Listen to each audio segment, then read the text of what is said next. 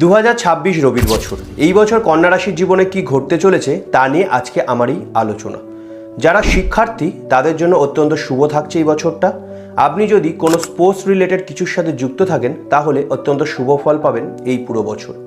যদি আপনি কোনো বড় ডিসিশন নিতে চাইছেন তাহলে তা জুলাই মাসের আগে নেওয়ার চেষ্টা করুন। যদি আপনি জব চেঞ্জ করার কথা ভাবছেন তাহলে তা 14 এপ্রিলের পর ডিসিশন নিলে ভালো হবে।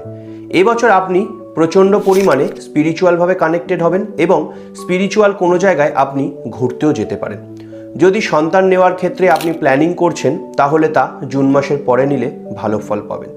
আপনি যদি ঋণ অথবা কোনো রকম আইনি সমস্যায় জড়িয়ে থাকেন তাহলে এবছর তা থেকে মুক্তি পাবেন।